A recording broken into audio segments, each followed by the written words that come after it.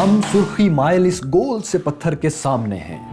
ہزاروں سال پہلے جب انسان رات کی خاموشی میں آسمان کو دیکھتا تو اسے ستارے ٹھہرے ہوئے لگتے، لیکن وہ حیران ہوتا کہ ان اربوں چمکتے ستاروں سے بھرے ٹھہرے ہوئے آسمان میں 5 ستارے ایسے کیوں ہیں جو ٹھہرے ہوئے نہیں ہیں بلکہ گھومتے پھرتے رہتے ہیں۔ یہ دراصل ستارے نہیں، سیارے تھے، لیکن اس وقت کا انسان ستاروں اور سیاروں میں زیادہ تمیز نہیں کر سکتا تھا، اس لیے وہ انہیں 5 آوارہ گرد ستارے یا چلتے پھرتے ستارے کہنے لگا۔ لیکن ان آوارہ گرد ستاروں میں سے بھی ایک ستارے کو وہ خاص اہمیت دیتا تھا۔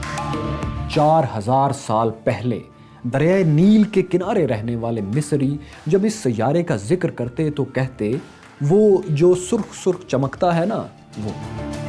اس کے صدیوں بعد بابل یعنی وہ علاقہ جہاں آج عراق ہے، وہاں دریائے دجلہ اور فرات کے کنارے رہنے والا انسان اسے موت کا ستارہ کہتا تھا کیونکہ اس کا رنگ سرخ تھا۔ آج سے 2000 سال پہلے رومنز نے اسی آوارہ گرد ستارے کو جنگ کے دیوتا کے نام پر مارس کہنا شروع کیا، اور جس مہینے میں وہ اپنی سلطنت کو پھیلانے کے لیے جنگیں کرتے تھے، اس مہینے کو جنگ کے اسی دیوتا مارس کے نام پر وہ مارچ کہنے لگے۔ تب سے اب تک سال کے تیسرے مہینے کا نام مارچ ہی ہے۔ ہم اس سیارے کو مریخ کہتے ہیں۔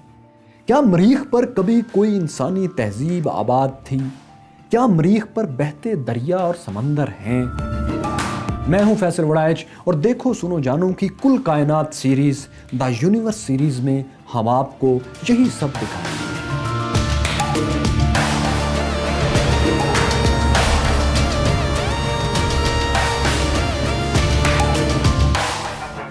انسان ہزاروں سال سے اپنی آنکھوں سے آسمان کے سیارے اور ستارے دیکھ رہا تھا، اپنے خیال میں وہاں رہنے والے دیوتاؤں، خداؤں اور دیویوں کی کہانیاں بھی بنا رہا تھا کیونکہ وہ انہیں دور سے دیکھ رہا تھا۔ لیکن پھر یوں ہوا کہ ایک اینک ساز نے، گوگلز بنانے والے نے کچھ ایسا کیا کہ یہی سیارے پہلے سے بڑے نظر آنے لگے۔ 1608 کی بات ہے کہ ایک ولندیزی یعنی ہالینڈ کے رہنے والے اینک ساز نے شیشوں کو ایک ٹیوب میں اس طرح ترتیب دیا کہ ہر چیز 3 گنا بڑی دکھائی دینے لگی۔ یہ ٹیلیسکوپ کی ابتدائی شکل تھی۔ اس کے اگلے ہی برس اٹلی کے گیلیلیو گیلیلے نے دوربین کو اور بہتر کر دیا۔ اس نے گلاسز کو ذرا بہتر ترتیب دی۔ اس کے سیٹ کیے ہوئے گلاسز کسی بھی چیز کو 3 گنا نہیں 20 گنا بڑا دکھاتے تھے، 20 times bigger۔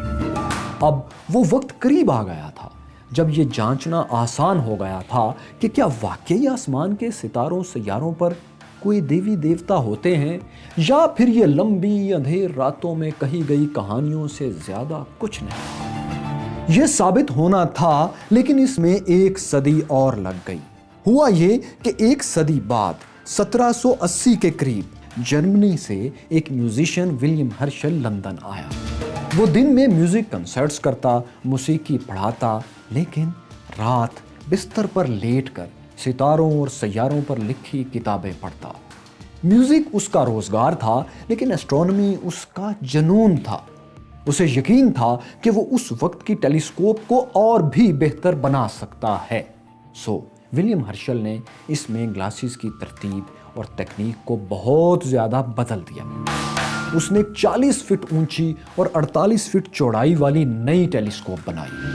اس دیو ہیکل ٹیلیسکوپ نے جب کام شروع کیا اور اس سے مریخ کا مشاہدہ کیا گیا تو ہرشل کی حیرت کی انتہا نہ رہی۔ سرخ دکھائی دینے والے مریخ پر تو سفید سفید برف چمک رہی تھی۔ اس نے دیکھا کہ مریخ کے قطبین یعنی پولز پر برف کے جزیرے ہیں۔ وہ اپنی جہازی دوربین سے برسوں مریخ کا مشاہدہ کرتا رہا، نوٹس لیتا رہا۔ اسے پتہ چلا کہ گرمیوں میں یہ برف پگھلنے لگتی ہے اور سردیوں میں پھر فریز ہو جاتی ہے، جس سے برف کے جزیروں کا سائز چھوٹا بڑا ہوتا رہتا ہے۔ اس نے مریخ پر اونچے پہاڑ اور دریاؤں جیسی لکیریں بھی دیکھی۔ وہ سمجھ تو نہ سکا کہ یہ لکیریں کیا ہیں، لیکن اسے شک گزرا کہ شاید مریخ پر کوئی انسان نما ذہین جاندار رہتا ہے جس نے کھیتی باڑی کے لیے نہریں بنا دی ہیں۔ اسے تو صرف شک گزرا تھا اور بات ختم ہو گئی۔ لیکن 1911 میں 1911 میں خلائی تاریخ کا ایک بڑا دھماکہ ہو گیا۔ ایک ماہر فلکیات ایسٹرونومر نے مریخ پر انسانوں سے زیادہ ذہین زندگی کی ایک شکل کو دریافت کرنے کا دعویٰ کر دیا۔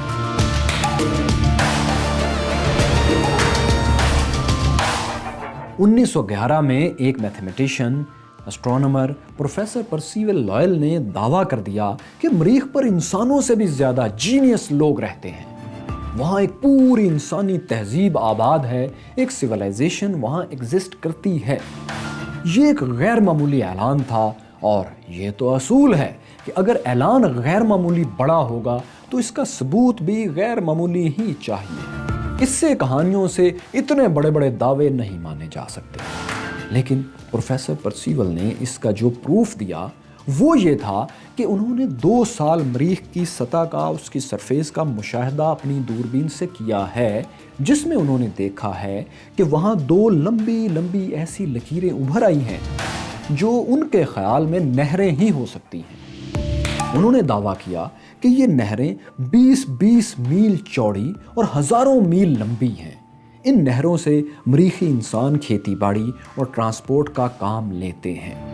اتنی بڑی نہریں بنانا، اور وہ بھی اتنے کم وقت میں، ایسا کارنامہ تھا جو ان کے خیال میں انسانوں سے کہیں زیادہ ذہین لوگ ہی سر انجام دے سکتے ہیں۔ اس لیے مریخ پر ہو نہ ہو ضرور کوئی ذہین ترین لوگ رہتے ہیں۔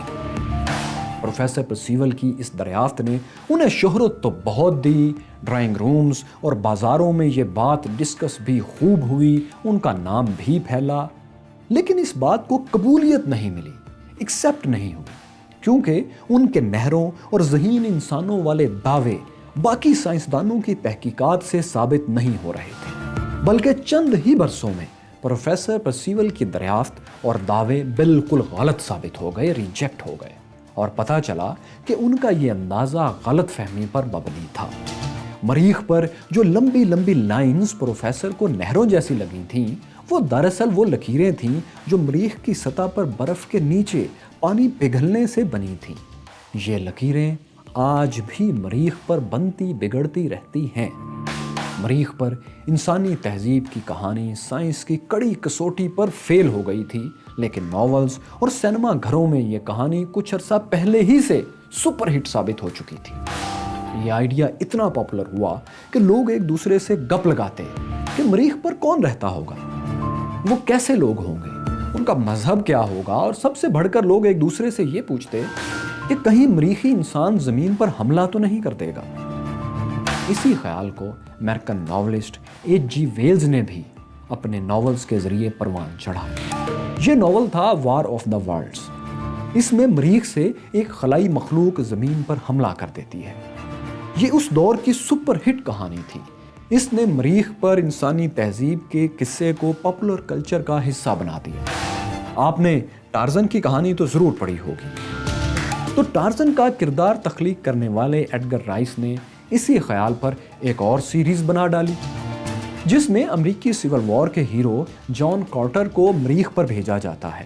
وہ مریخ پر جا کر جنگ کرتا ہے، محبت کرتا ہے اور مریخ کی سیاست میں بھی حصہ لیتا ہے۔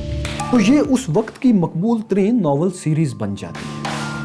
مریخ سے متعلق کہانیاں اس دور میں اتنی مقبول ہوئیں کہ پہلے ریڈیو اور پھر سینما سکرین پر چھا گئی۔ امریکہ اور روس میں اس وقت بھی ایک غیر اعلانیہ مقابلہ ہر چیز میں جاری تھا، اور یہ مقابلہ محض ہتھیاروں ہی میں ایک دوسرے کو نیچا دکھانے کا نہیں تھا، بلکہ وہ دونوں طاقتیں، روس اور امریکہ، سائنس، ریسرچ اور فلم انڈسٹری میں بھی ایک دوسرے کو پیچھے چھوڑنے کے لیے سر توڑ کوششیں کرتے رہتے تھے۔ تو مریخ پر فلم بنانے کی ریس میں روس نے امریکہ کو پیچھے چھوڑ دیا۔ روسی فلم انڈسٹری نے 1924 میں 1924 میں queen of the Mars film بنائی، جبکہ امریکی فلم انڈسٹری ہالی ووڈ نے مریخ پر پہلی فلم 1930 میں 1930 میں بنائی۔ تو یہ تو تھیں کہانیاں، لوگ سنتے تھے، انٹرٹین ہوتے تھے اور بھول جاتے تھے۔ لیکن کہانیوں سے آگے نکل کر روس اور امریکہ میں سائنسدان واقعی مریخ پر اسپیس کرافٹ بھیجنے کی تیاری کر رہے تھے۔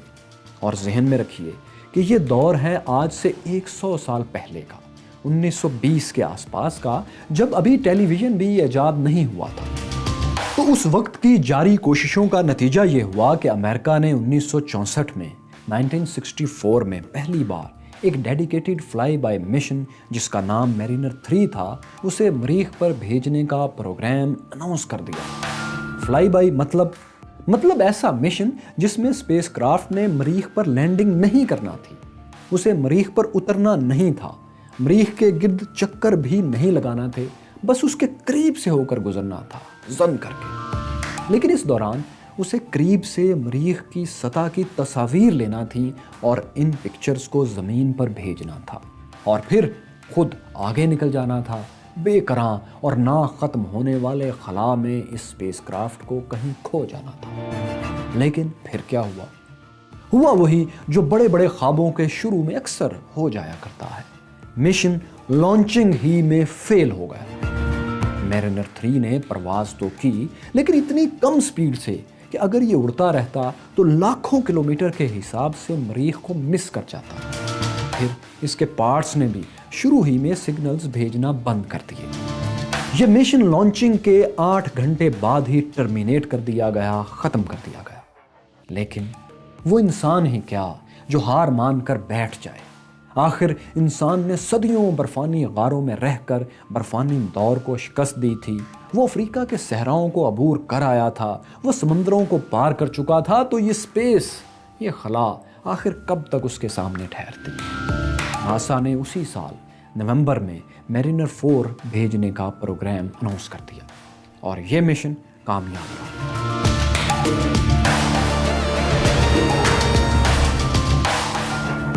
انسان پہلی بار مریخ کو کروڑوں کلومیٹر دور سے نہیں بلکہ صرف 10,000 کلومیٹر قریب سے دیکھ رہا تھا، اس کی تصاویر بنا رہا تھا۔ میرینر 4 نے اپنے مشن میں 21 تصاویر زمین پر بھیجی اور آگے لامتناہی خلا میں نکل گئے۔ یہ تصاویر جو آپ سکرین پر دیکھ رہے ہیں، اسی مشن نے 1965 اور 66 کے درمیان میں مختلف اوقات میں بھیجی ہیں۔ یہ تصاویر تو کامیابی تھیں، لیکن ان تصاویر نے ایک مسئلہ بھی پیدا کر دیا، وہ یہ کہ سائنس فکشن اور کہانیوں اور ہزاروں سال کی دیومالائی داستانوں کی وجہ سے انسان کے ذہن میں جو امید جاگی تھی کہ شاید مریخ وہ سیارہ ہو جہاں ہم جیسا کوئی رہتا ہو یا زندگی کی کوئی شکل موجود ہو، یہ امید ٹوٹ گئی۔ مریخ سے آنے والی ان تصاویر میں گڑھے تھے، گھاٹیاں تھیں، سرخ سیارے پر اٹھتے طوفان تھے، لیکن زندگی کی کوئی علامت نہیں تھی۔ لیکن ہو سکتا ہے امریکی اسپیس شٹل کو مریخ پر زندگی نہ ملی ہو تو روسی خلائی شٹل کو مل جاتی۔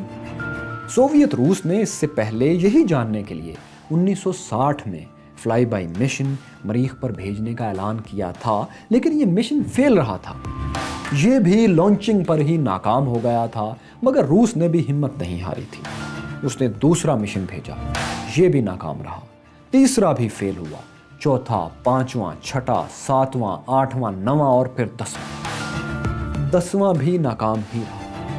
پھر سال آیا 1971 اور مہینہ تھا مئی کا۔ مریخ کی طرف 2 اسپیس کرافٹ تیزی سے اڑتے ہوئے چلے جا رہے تھے۔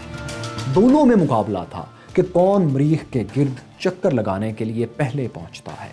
یہ روس کا مارس 2 تھا اور ایک امریکہ کا میرینر 9 تھا۔ یہ ریس امریکہ جیت گیا۔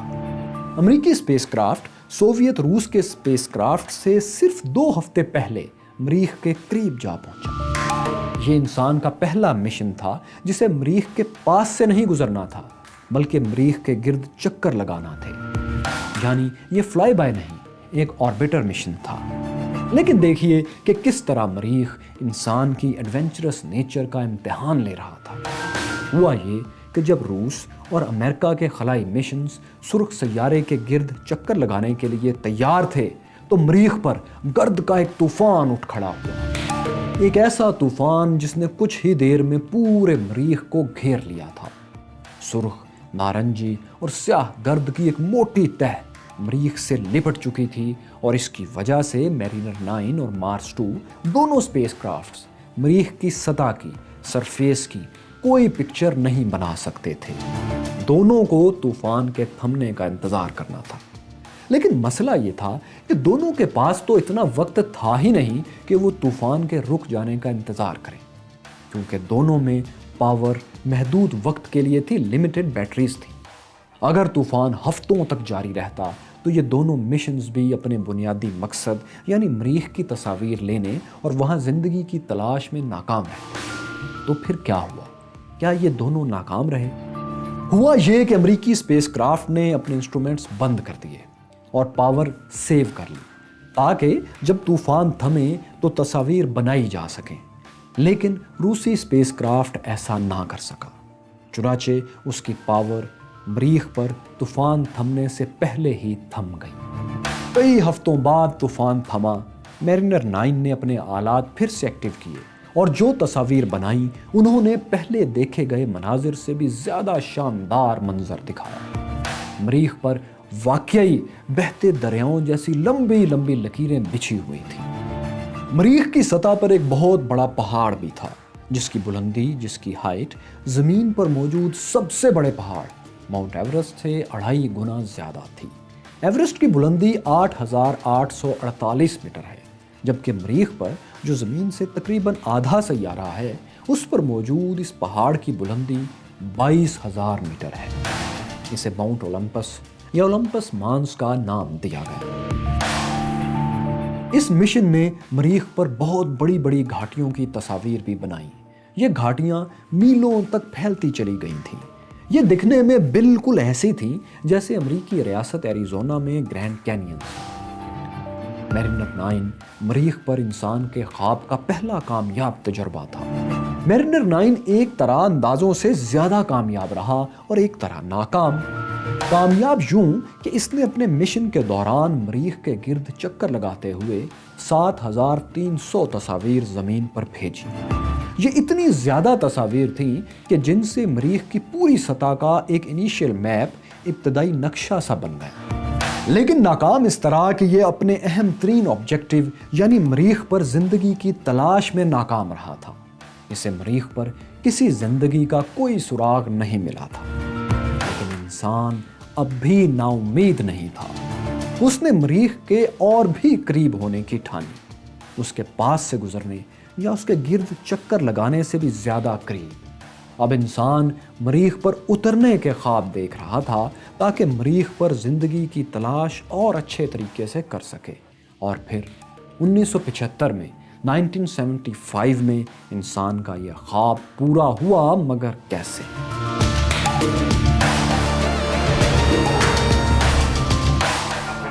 आपने स्कैंडिनेवियन कंट्रीज के उन वाइकिंग्स की कहानियां जरूर सुनी होंगी या हिस्ट्री टीवी की वाइकिंग सीरीज जरूर देखी होगी, जिसमें शुमाली यूरोप के हमलावर नीचे की तरफ नई आबाद दुनियाओं की तलाश में आते थे। तो इसी नाम पर ये स्पेसक्राफ्ट वाइकिंग 1 और 2 बनाए गए।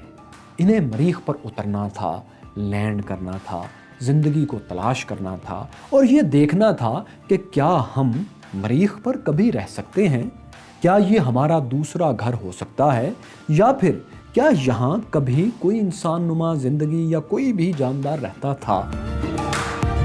20 अगस्त 1975 अमेरिकी रियासत फ्लोरिडा से वाइकिंग मिशन मरीख की तरफ लॉन्च किया गया और 11 माह बाद 19 जुलाई को वाइकिंग 1 मरीख के करीब पहुंच गया। वो सुर्ख सैयारे की सतह पर उतरने के करीब था कि उसे रोक दिया गया, क्योंकि वाइकिंग मिशन के कैमरे दिखा रहे थे कि जिस जगह वो लैंड करने वाला है वहां पत्थर बहुत ही ज्यादा हैं। यहां लैंड होने के बाद वाइकिंग की वो कारनुमा गाड़ी नहीं चल पाएगी जिसने मरीख पर तजर्बात करने हैं।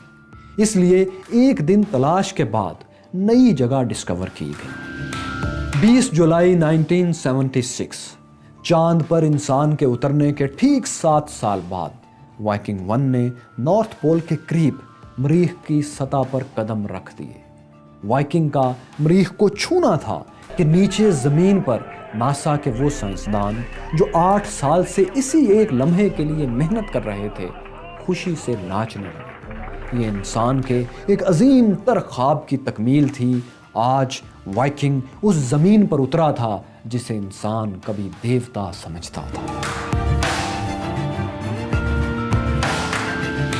وائکنگ نے مریخ پر اترتے ہی پہلی تصویر کون سی بنائی؟ اس میں کیا تھا اور کیا وائکنگ کو مریخ پر زندگی کے آثار ملے؟ ہم مریخ پر کب جا رہے ہیں اور آخر انسان مریخ پر جانا کیوں چاہتا ہے؟ مریخ پر بننے والی پہلی انسانی بستی کیسی ہوگی؟ کب بنے گی؟ انسان وہاں کیسے زندہ رہے گا؟ کیا اگائے گا؟ کیا کھائے گا؟ یہ زبردست کہانی ہمارے سفر کے اگلے حصے میں ہے، یہ بھی آپ کو دکھائیں گے، لیکن کل کائنات دا یونیورس سیریز کی قسط نمبر 5 میں۔ دوستو، آپ نے اس قسط میں دیکھا کہ کس طرح روس اور امریکہ میں خلائی جنگ زوروں پر تھی، لیکن یہ برسوں پہلے کی بات ہے۔ آج امریکہ اور روس کتنے طاقتور ہیں، یہ دیکھنے کے لیے یہاں اور یہاں کلک کیجئے اور یہاں دیکھیے کہ ہمارا کائنات کا سفر شروع کیسے ہوا تھا۔ اگر یہ ویڈیو آپ کو اچھی لگی تو ہمیں تھینک یو کہنے کا ایک طریقہ یہ ہے کہ آپ اس ویڈیو کو لائک اور شیئر کر دیجئے، چینل کو سبسکرائب اور بیل آئیکن پر کلک بھی کیجئے تاکہ ہماری ہر ویڈیو اور نوٹیفیکیشن آپ کو فوری مل سکے۔